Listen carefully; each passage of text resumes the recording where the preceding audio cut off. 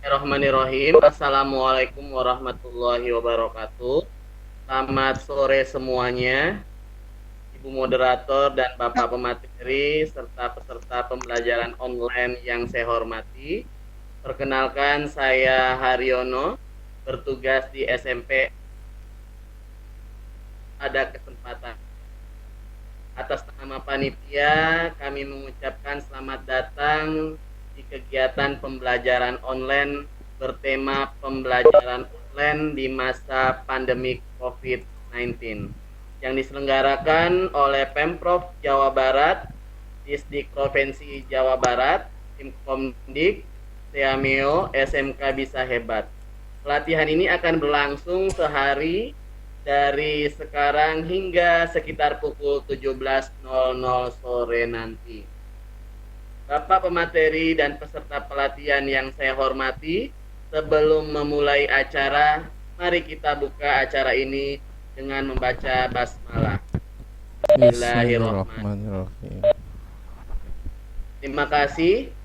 Para peserta pembelajaran online yang saya hormati, sebelum dimulainya kegiatan kita pada kesempatan sore ini, saya akan memperkenalkan dulu moderator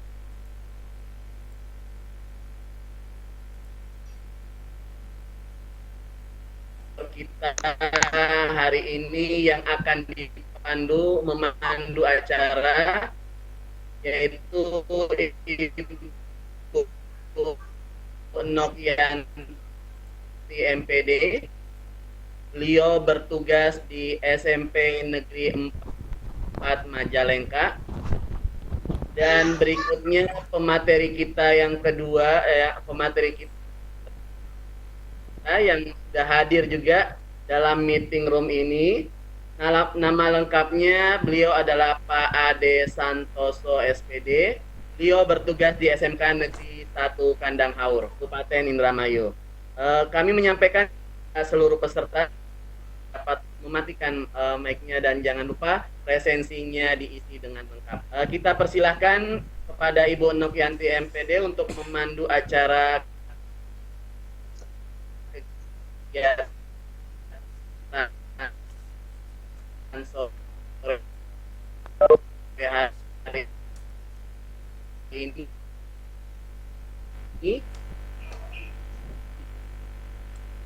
Oke, terima kasih Pak Har. Kepadanya kami silakan. Oke, terima kasih Pak Har atas kesempatannya. Bismillahirrahmanirrahim. Assalamualaikum warahmatullahi wabarakatuh. Kan Ibu. Halo.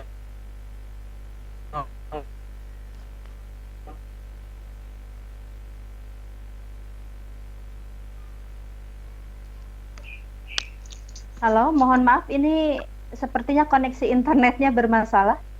Sudah kita bisa mulai ya Pak ya?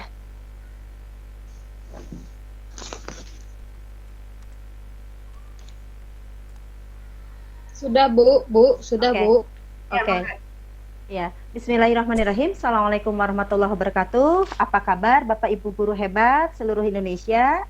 Semoga kita semua senantiasa diberikan kesehatan dan senantiasa dalam lindungan Allah Subhanahu wa taala. Amin. Oke, pada sesi ini kita akan mendengarkan paparan materi dari presenter kita yang insya Allah pakar di bidangnya. Beliau sangat ahli di bidang IT. Nah, ini materi kali ini adalah menyajikan tentang pembelajaran online di masa COVID-19. Oke, seperti yang diperkenalkan oleh Pak H, saya sebagai moderator Nokianti dari SMPN 4 Maja, Kabupaten Majalengka, akan memandu pada sesi ini sampai tuntas insya Allah. Oke, sebelum pemateri menyajikan paparan materinya, saya sampaikan CV dari Pak Ade Santoso sebagai pemateri pada sesi kali ini. Oke, nama Pak Ade Santoso, SPD, kelahiran Jakarta 4 September 1988. Beliau mengajar mapel produktif multimedia di SMKN 1 Kandang Haur Indramayu. Dan ternyata beliau ada beberapa jabatan luar biasa. Yang pertama sebagai Kepala Kompetensi Keahlian Multimedia, kemudian yang kedua sebagai Asesor BNSP untuk kompetensi multimedia, dan yang ketiga sebagai Instruktur Kurikulum 2013 pada mata pelajaran C1 tahun 2017 dan 2018. Oke, untuk mengefektifkan waktu, saya persilahkan kepada Pak Ade Santoso untuk mulai memaparkan materinya. Saya persilahkan, Pak Ade. Terima kasih Bu Nok. Assalamualaikum warahmatullahi wabarakatuh. Selamat sore, salam sejahtera untuk rekan-rekan guru hebat yang sudah ada di room ini. Seperti yang tadi dijelaskan, saya akan memaparkan materi tentang pembelajaran online. Ya, kelihatan PowerPoint saya, Bapak Ibu? Kelihatan Pak, kelihatan. Terima kasih. Ya, saya hanya mengilas saja. Mungkin dari sini sudah ada yang lebih berpengalaman. Sini saya hanya sharing pengetahuan saja. Yang sudah para ahli, mohon nanti kasih bimbingan untuk saya, sehingga nanti materi ini bisa bermanfaat untuk yang lainnya. Assalamualaikum warahmatullahi wabarakatuh. Saya Ade Santoso dari SMK Negeri 1 Kandang Haur. Di sini saya akan memberikan materi tentang pembelajaran online di masa pandemi.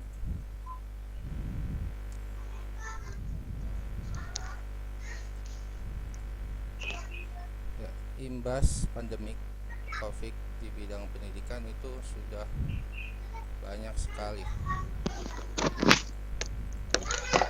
Di antaranya disrupsi. Suaranya Pak Ade. Ya, jelas Pak Har. Ya. Oke, jelas Pak. Ya, disrupsi pada aktivitas belajar mengajar. Kedua, sejumlah sekolah meliburkan kegiatan belajar mengajar di sekolah. Beberapa perguruan tinggi mulai mengalihkan perkuliahannya di kelas dengan pembelajaran jarak jauh, mengurangi frekuensi kerumunan orang yang berpotensi pada penyebaran COVID-19. Jadi akibat dari COVID-19 ini di bidang pendidikan juga sudah semakin besar pengaruhnya. Maka dari itu kita selalu menggebor-geborkan di industri 2.0 itu harus e-learning, electronic learning, yang merupakan sistem pendidikan yang menggunakan aplikasi elektronik untuk mendukung belajar mengajar dengan media internet, jaringan komputer maupun komputer stylon. Ya, ini gambarnya.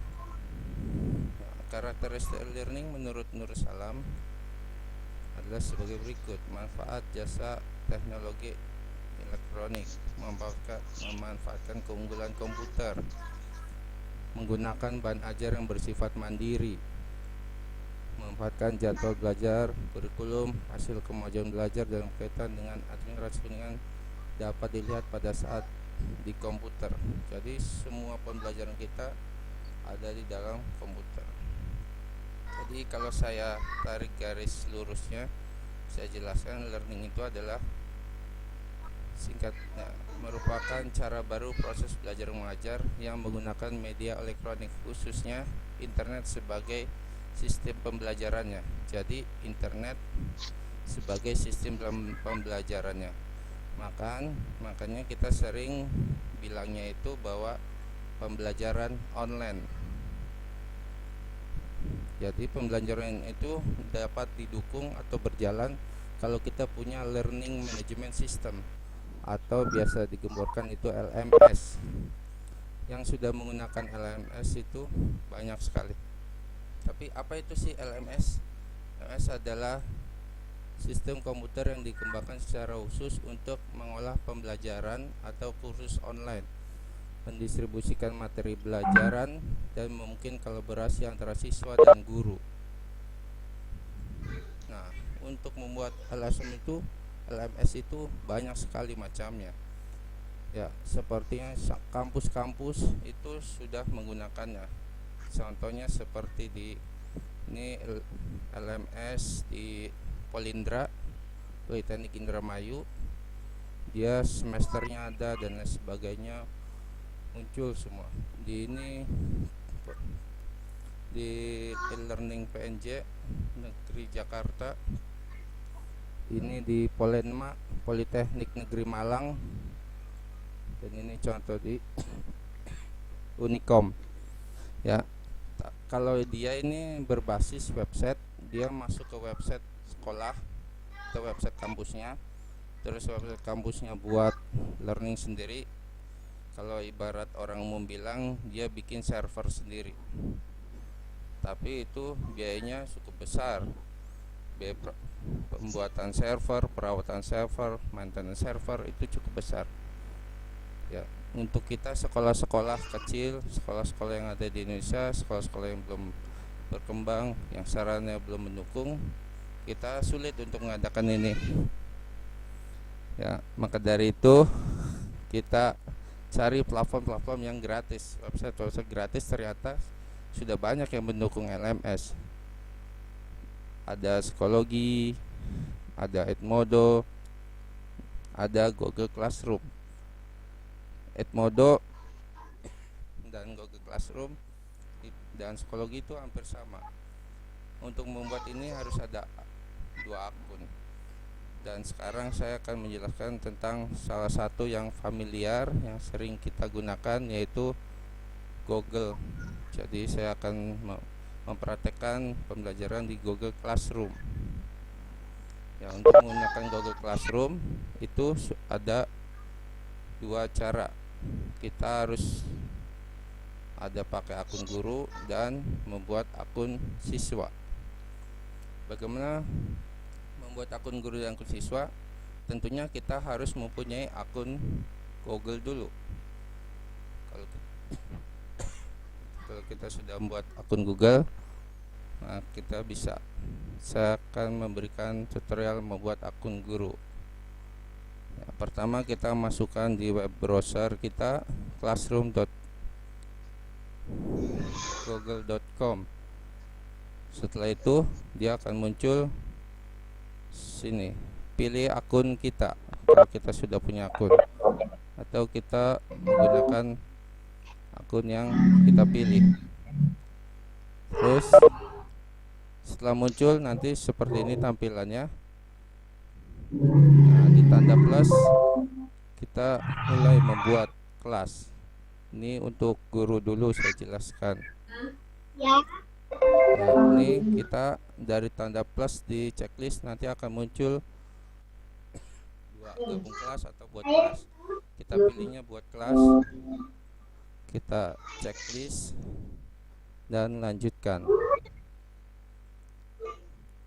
Nah, setelah itu akan muncul tulisan buat kelas yang harus diisi. Isi nama kelas, bagian ini biasa diisi dengan tahun pelajaran atau yang lainnya. Terus mata pelajaran yang kita ampuh, dan ruang mungkin diisi dengan ruang seperti biasa kita belajar di sekolah. Di sini saya sudah buat. Kalau sudah diisi mungkin seperti ini. Saya nama kelasnya animasi 11mm1. Untuk bagian saya tulis tahun pelajaran 2019-2020. Maka nanti untuk tahun depan pembelajarannya masih ada, kita tinggal rubah dia naik tingkatan kelas di kelas 12, dan tahun pembelajarannya dirubah lagi seperti itu. Kalau sudah, langsung kita checklist yang buat. Setelah itu muncul ini tampilannya sudah jadi. Ini tampilan Google Classroom untuk akun guru. Situ ada kode kelas. Nah, kode kelas ini akan kita sharing ke siswa yang adakan sehingga memanfaatkan Google Classroom ini mau ikut nonton. Ya, sehingga mereka Sudah tahu kalau saya ini memasukkan Mama yang baru dasar ini, kodenya di dalam tapi ada selesaikan dapur aja. akun siswanya. Ini udah saya tahu, man. Ya, kode kelas di-share ke siswa untuk bisa gabung kelas yang telah kita buat. Nah, ini untuk membuat akun siswa. Ya, seperti tadi dia tampilan di tanda plusnya, tinggal kita pilihnya gabung kelas. Kalau untuk siswa tulisnya gabung kelas. Kita masukkan kode kelas yang tadi, langsung kita klik gabung, dan nanti tampilan seperti ini. Ya. Aduh, kenapa perutnya? Dan ini dua perbedaan. Jadi untuk yang akun guru itu ada 4 menu, ada forum, tugas kelas, anggota, dan nilai. Dan untuk di akun siswa itu ada 3 menu, forum, tugas kelas, dan anggota. Untuk menu nilai itu hanya dimiliki oleh guru.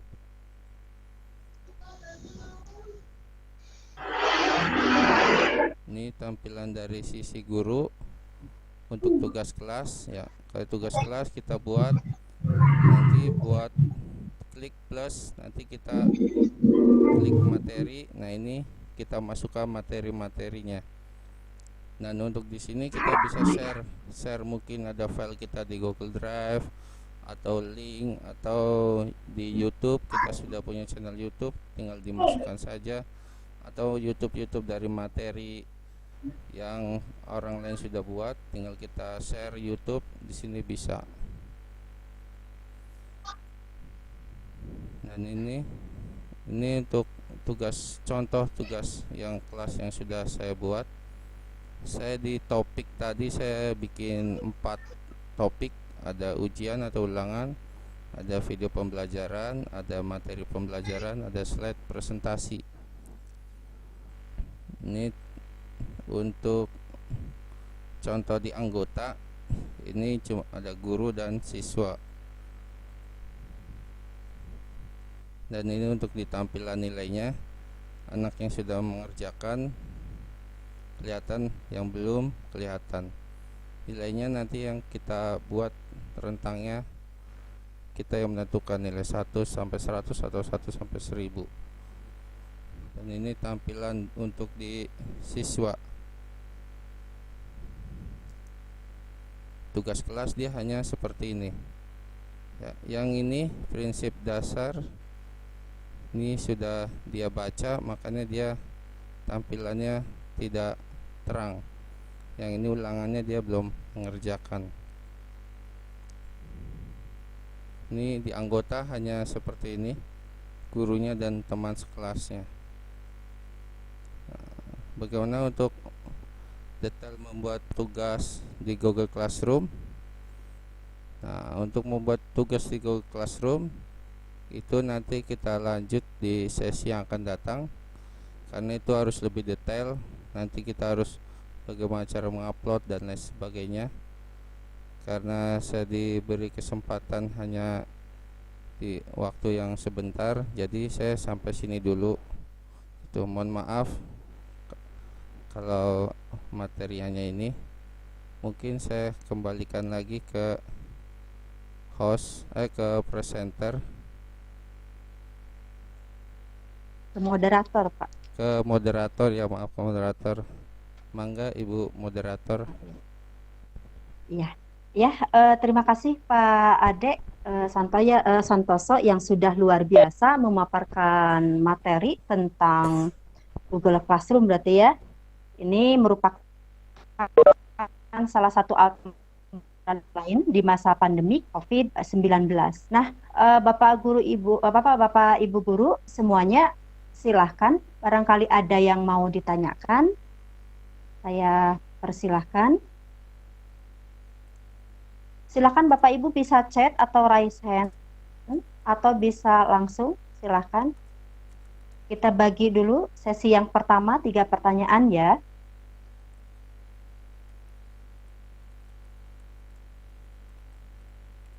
Oke, silakan Bapak Ibu guru. Ada yang mau tanyakan?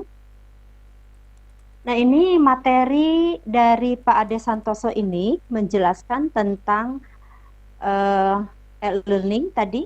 E-learning merupakan sistem pembelajaran elektronik atau pembelajaran yang dapat didefinisikan sebagai sebuah bentuk teknologi informasi yang diterapkan di bidang pendidikan berupa website yang dapat diakses di mana saja. Nah, tadi salah satunya sudah dijelaskan tentang cara pembuatan Google Classroom.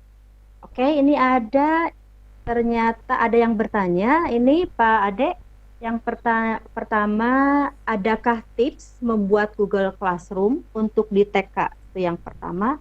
Atau karena ini baru satu pertanyaan, kita langsung jawab saja ya Pak Ade ya?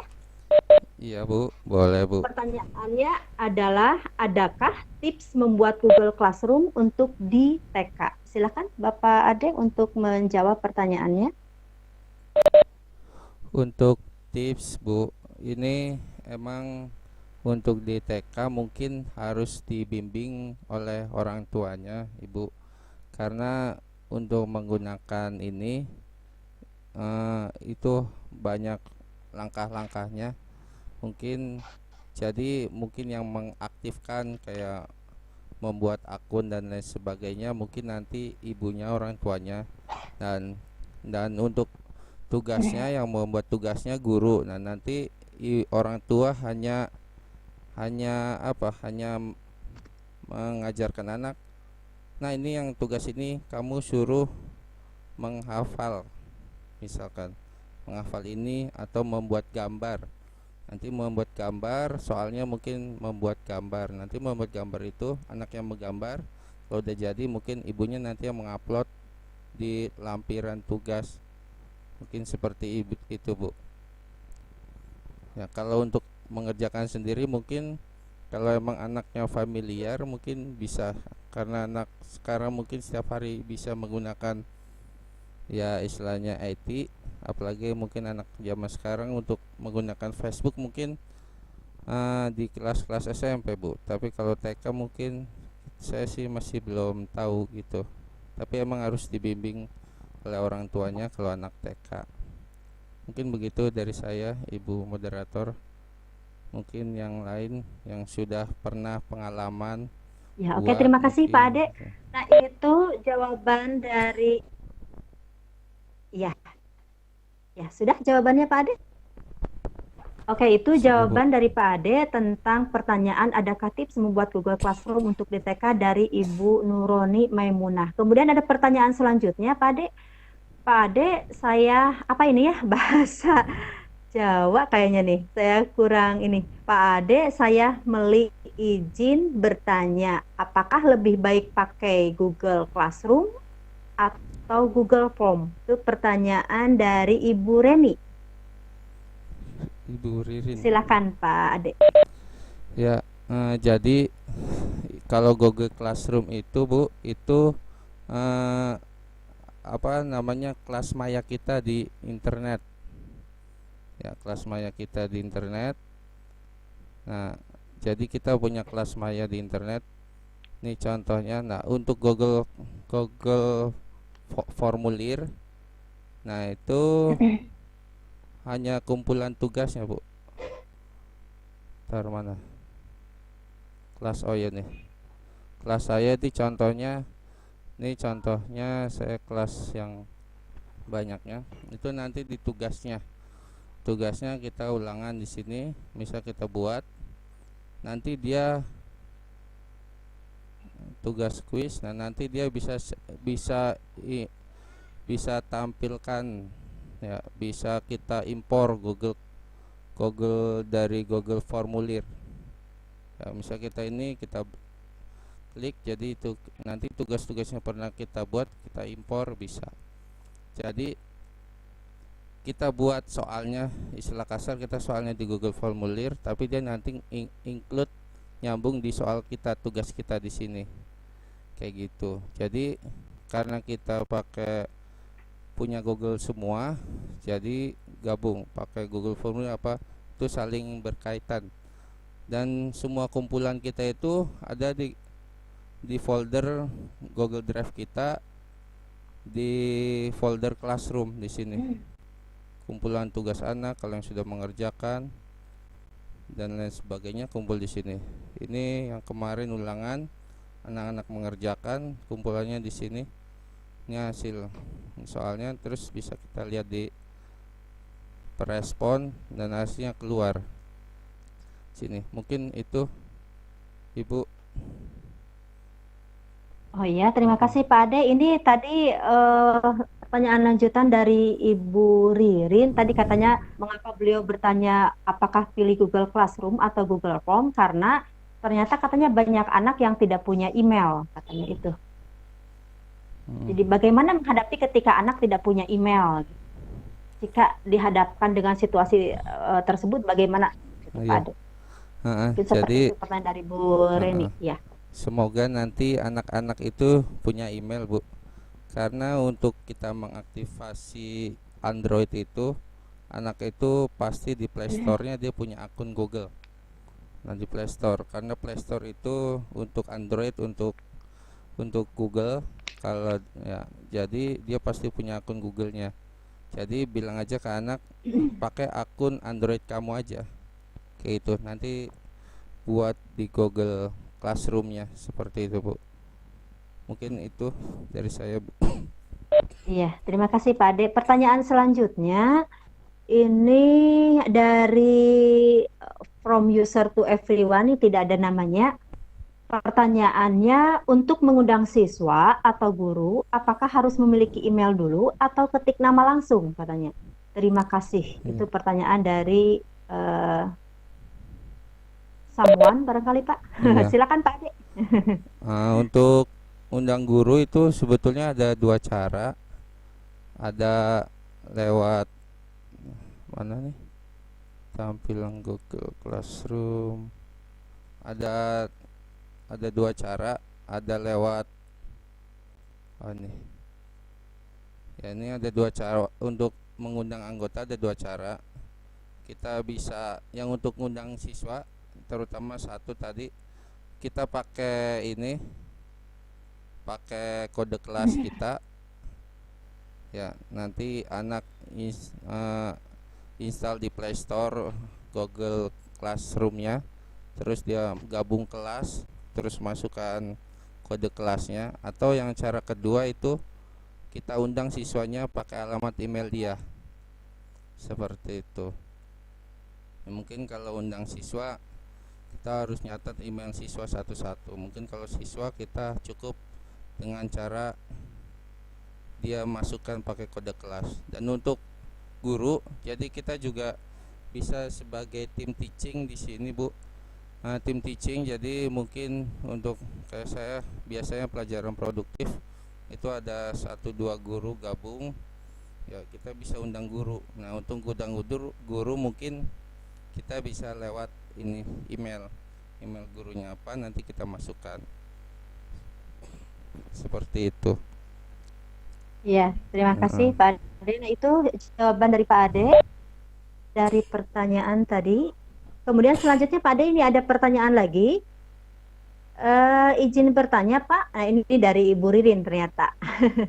Izin bertanya Pak, apa kendala Google Classroom di sekolah Bapak? Kendalanya apa Bapak?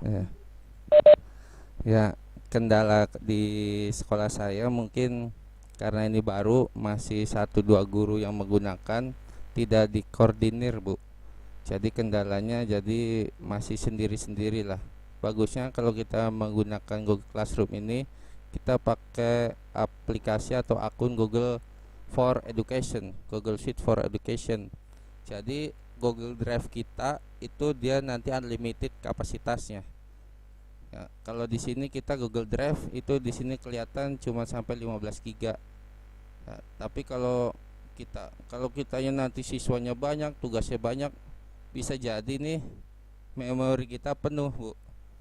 Ya, 15 giga kalau ibarat ukuran flash disk sekarang aja paling kecil itu 32 giga. Jadi 15 giga ya cukup kecil sekali. Kalau kita pelajaran banyak, materi banyak, apalagi kumpulan video-video dan sebagainya. Jadi emang saran saya di sekolah juga masih tahap pengajuan ke Google for Education. Ya, jadi kalau pakai Google Suite for Education ini penyimpanannya dia unlimited.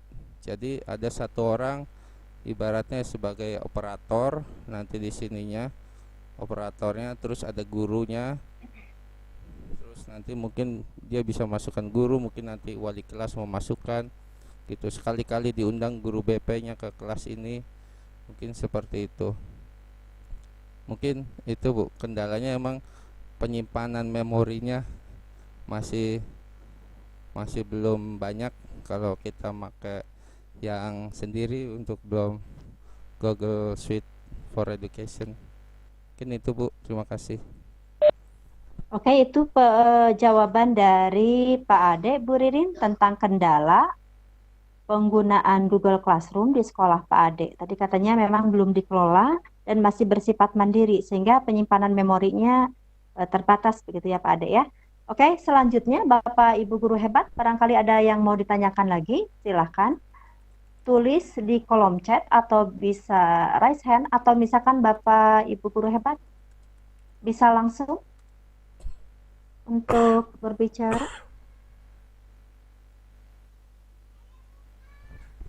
Oke, ada lagi Bapak Ibu. Nah, ini sambil menunggu pertanyaan selanjutnya karena kita masih banyak ini waktunya. Tadi Pak Ade menjelaskan ini sebagai pemateri tentang penggunaan Google Classroom merupakan salah satu aplikasi pembelajaran yang diperuntukkan di ruang lingkup pendidikan ya. Ini yang digunakan kebetulan di Pak Ade itu adalah Google Classroom. Tadi sudah dijelaskan oleh Pak Ade tentang cara membuatnya Classroom. Tuh, kemudian kita lihat barangkali ada lagi pertanyaan. Oke, ada pertanyaan ini dari SMK Cendekia. Maaf saya telat menyimak. Apakah bisa terlihat pesertanya Pak seperti di Zoom? Itu pertanyaannya Pak Ade dari SMK Cendekia. Silakan Pak Ade. Nah, untuk pesertanya terlihat atau tidak, kalau di Google Classroom itu tidak terlihat Bapak Ibu. Nah, mungkin kalau kita gabungkan lagi, kita conference ke Zoom, Zoom juga kan sebagai aplikasi, salah satu aplikasi yang punya Google juga kalau nggak salah. Jadi itu bisa digabung. Kalau kita emang mau video conference masih bisa digabung kayak gitu. Terus untuk pertanyaan berikutnya ini saya sambil baca, Bu, dari Pak Agung. Untuk Google Unlimited berapa biayanya? Jadi kalau saya cari-cari info untuk Google Unlimited atau Google Suite for Education itu sebetulnya tidak ada biaya, Pak. Dia meminta mengecek kelegalan sekolah kita pada saat kita pengajuan. Dia minta website sekolah kita, minta tampilan di Dapodik sekolah kita di screenshot, minta tampilan NISN kita dan lain sebagainya. Kalau dirasa akun itu benar, bahwa kita sekolah benar, tidak fiktif, itu biasanya cepat untuk pengajuannya. Mungkin seperti itu Pak Agung jawaban dari saya. Terima kasih. Oke, terima kasih atas jawabannya Pak. Kolom chat saya belum melihat lagi ada pertanyaan yang lain. Ini mohon maaf tadi Pak Agung saya tidak melihat chat Bapak. Tadi ternyata alhamdulillah Pak Ade sudah menjawab dari pertanyaan Pak Ade. Oke, terima kasih Pak Ade, kata Pak Agung. Oke, Bapak Ibu guru hebat, silahkan barangkali ada yang mau ditanyakan lagi. Masih penasaran tentang apa sih itu Google Classroom itu? Apa saja fitur-fiturnya mungkin? Nah, kalau misalkan sambil menunggu Pak Ade, eh, barangkali ini teman-teman bisa melihat lagi fitur-fitur yang ada di Google Classroom sambil menunggu pertanyaan selanjutnya, Pak Ade. Iya. Jadi fiturnya ini di tugas kelas misalkan ya Bapak Ibu. Nah, ini topik ini kita buat sendiri. Kita buat topik, nanti kita pilih. Topik ini buat mempermudah kita pada saat siswa melihat tugas kita. Ini contoh di akun siswa yang ini ya, tugas kelas ya. Dia kalau sudah sini ada topiknya dia tahu. Ini dua ini dia sudah melihat, dan ini ulangan dia belum mengerjakan. Itu tugasnya. Ada tugas ulangan dia belum mengerjakan. Seperti itu. Nah, ini fitur-fiturnya. Nah, ini terus untuk mungkin itu. Jadi ini bisa dibilang kelas maya kita. Kelas dunia maya kita. Seperti itu. Nah, ini kayak ini untuk di sini kita klik ya, untuk sini seperti kita update status di Facebook ya. Untuk ini kayak kita pembukaan awal di kelas. Halo, assalamualaikum, bagaimana? Oke, ini Kayak gitu. Pak Ade sudah ya. Ini Siap. ada pertanyaan selanjutnya. Ini masih dari SMK Cendekia. Pertanyaannya, seberapa efektif menggunakan Google Classroom, katanya pertanyaannya, Pak. Seberapa efektif itu, lebih efektif ini kalau dia itu tidak ada di kelas, Bu. Jadi seperti pada saat ini pandemi COVID, atau untuk di siswa SMK itu pada saat PKL, itu sangat efektif sekali. Kebetulan di sekolah kami itu PKL itu anak 6 bulan. Kemarin dari bulan Juli kemarin sampai terakhir Desember. Karena PKL-nya di industri meminta dia PKL 6 bulan, maka ini sangat perlu sekali. Jadi menghindari 6 bulan anak tidak belajar. Kalau tidak ada control room kelas maya ini, mungkin kita tidak tahu anak-anak perkembangan pembelajarannya seperti apa gitu. Apalagi sekarang ditambah yang serba mendadak, COVID-19 membuat anak harus di rumah, physical distancing, sehingga ya ini sangat bermanfaat sekali.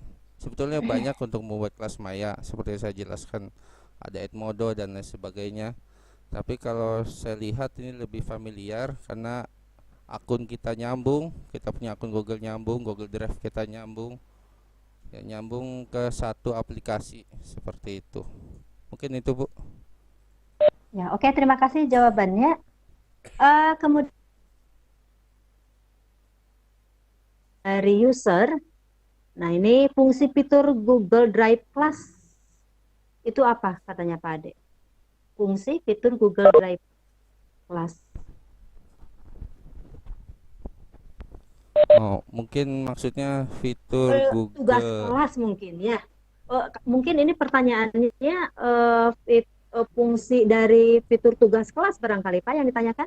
Oh, tugas Ini kelas kayak ya. kita kan berkenaan Oh, dengan Google Classroom sepertinya mungkin. Atau ini mungkin Ya, maksudnya tugas di kelas. Google Drive kita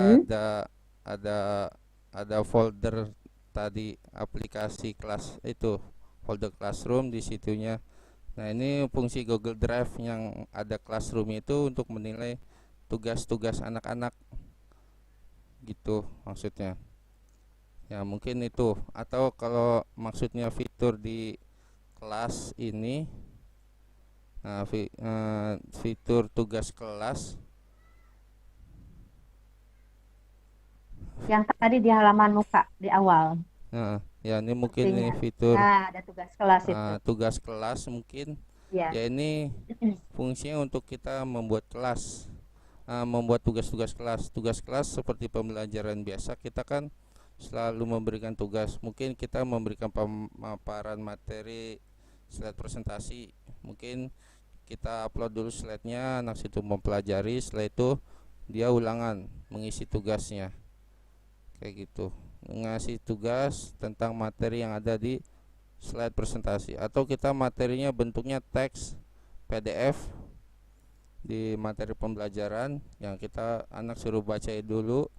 Setelah itu jadi kita sharing file, sharing itu ini lebih enak kayak gitu daripada kita masuk kelas. Mungkin kita ada materi harus di sharing, mungkin kita masuk ke WA grup anak-anak kayak gitu. WA grup anak nih share-nya kan itu ya bisa dibilang tidak begitu efektif ya. Mungkin kalau sini udah langsung masuk forum, di sini di kelas Google di Classroom, kita sharingnya lebih enak lagi gitu maksudnya. Oke, Pak Ade, mohon maaf ini dari tadi lanjutan dari user, pertanyaan dari user ini tidak ada namanya. Maaf, folder drive kelas pojok kanan atas maksudnya. Folder drive kelas berarti yang ditanyakan bukan fitur tugas kelas, tapi folder drive kelas di pojok kanan atas katanya Pak Ade. Fitur Ya, fitur drive kelas drive mungkin kelas. ini mungkin ya. Nah, kanan atas kelas ya, ini untuk melihat kelas-kelas kita. Ini contohnya saya pakai akun guru, saya bikin 2 kelas. Ada 2 kelas, ada kelas animasi, ada kelas dasar desain grafis. Mungkin kalau kita ngajar di 3 kelas, 4 kelas, ini muncul semua di sini folder kelasnya gitu. Nanti kalau di kelas siswa, di akun siswa juga muncul. Di akun siswa ini saya pakai akun siswa, ada kelas, dia muncul. Jadi anak ini dia masuk di kelas dasar desain grafis, di kelas animasi itu. Maaf, ini akunnya akun punya saya, jadi ya kelas masuk kan mungkin kelas 10 sama kelas 11 masuk pelajarannya gitu maksudnya. Ini hanya sebagai saya uji coba pakai alamat email saya buat baru dan masuk kelas yang sudah ada kayak gitu. Mungkin itu Pak. Oke, itu Bapak user berarti atau Ibu user, saya nggak tahu pertanyaannya tadi sudah. Barangkali ada lagi Bapak dan Ibu yang mau ditanyakan. Oke, terima kasih katanya. Sama-sama Bapak atau Ibu karena memang tidak ada namanya ya. Oke, masih ada waktu. Kita ini di jam saya 16